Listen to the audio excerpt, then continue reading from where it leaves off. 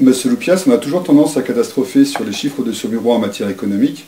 Il s'avère qu'à la lecture de ceux-ci, ils ne sont pas si mauvais. On parle de 2% de croissance annuelle de l'emploi entre 1999 et 2007. C'est pourtant pas l'idée commune. C'est pourtant la réalité des choses, puisque de nombreux emplois se sont créés depuis, grosso modo, depuis l'an 2000. De nombreux emplois se sont créés.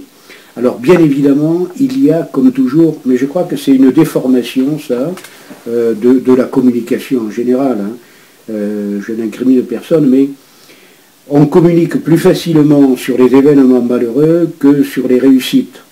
Et quand telle ou telle entreprise crée 20 emplois, ça passe totalement inaperçu. Et quand une entreprise, pour des raisons conjoncturelles, est obligée de procéder à des licenciements et à 20 licenciements, ça fait la une des journaux pendant une semaine. Ce développement, vous le croyez plus lié à un développement endogène ou exogène?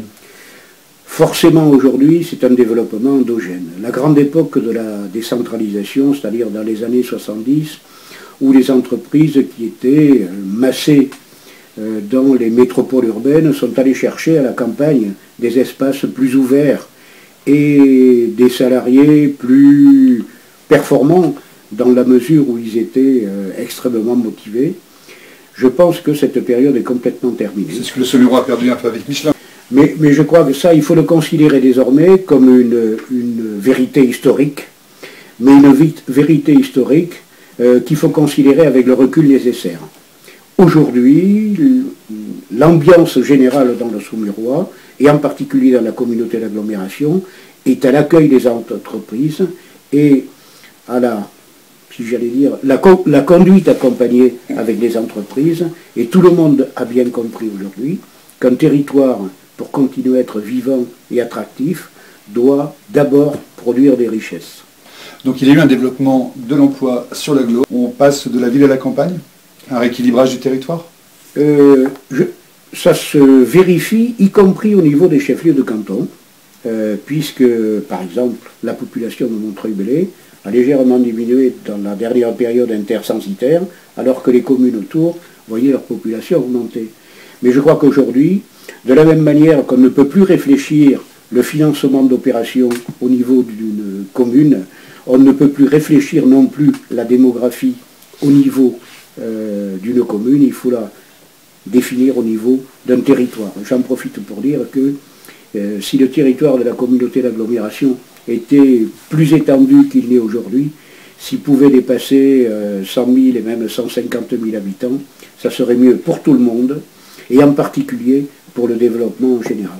Vous faites un appel du pied à De La Fontaine, à Gênes, à Saint-Martin-de-la-Place, aux communes du Nord, de Longueuil. Appel du pied, c'est beaucoup dire, mais simplement en constatant et en demandant à tout le monde de constater que le territoire départemental aujourd'hui est polarisé sur Angers et sur Cholet, et que, faute de créer dans le Saumurois une entité géographique et économique suffisamment puissante, les déséquilibres risquent de se creuser encore.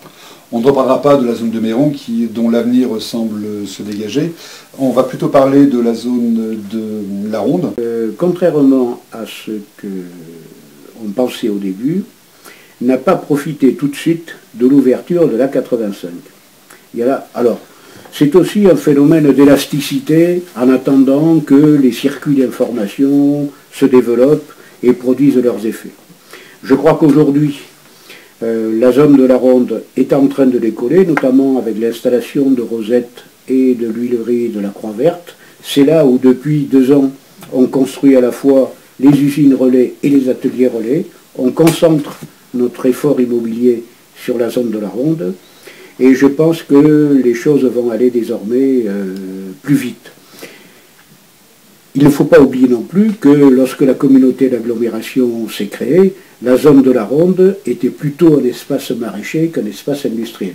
Donc il a fallu du temps pour que ce territoire trouve la vocation que lui a assignée la collectivité. Je crois que c'est chose faite.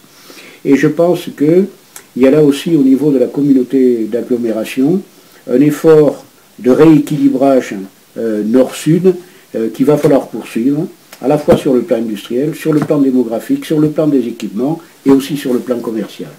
Qu'en est-il de l'avenir des anciens locaux de Celestica? Alors pour ce qui concerne ces locaux, ils sont aujourd'hui propriété d'un promoteur privé. Il y a un certain nombre de projets qu'on va examiner d'ailleurs pas plus tard que cet après-midi avec le propriétaire, le comité d'expansion, la communauté d'agglomération, pour voir quelle est la solution la plus positive, à la fois pour les intérêts du promoteur évidemment, mais aussi j'espère faire prévaloir, en tout cas prendre en compte, les intérêts de la communauté d'agglomération en termes d'emploi. On parle beaucoup de développement endogène. Comment va se mettre en place cette stratégie? Plus d'ateliers relais, d'usines relais? Alors si vous voulez, en dehors des ateliers et des usines relais, il y a donc aussi l'animation de la pépinière d'entreprise et des contacts que je souhaite plus constants et plus nourris directement avec les entreprises existantes. On a entrepris déjà, depuis quelques mois, la visite systématique des entreprises sur place pour aller voir à la fois les sites, parce qu'on les connaît mal quelquefois, mais aussi les chefs d'entreprise, parce que c'est important de bien les connaître. Et donc, j'espère que de ces contacts pourront naître des relations qui nous permettront de réagir directement aux demandes et aux sollicitations des entreprises, mais c'est déjà un peu le cas. L'action d'Yves Grélier, l'action de la direction du développement et l'action des élus que ça concerne depuis un certain temps font que, globalement, on a avec les entreprises des relations professionnelles très serrées et parfois, ce qui est important, des relations amicales.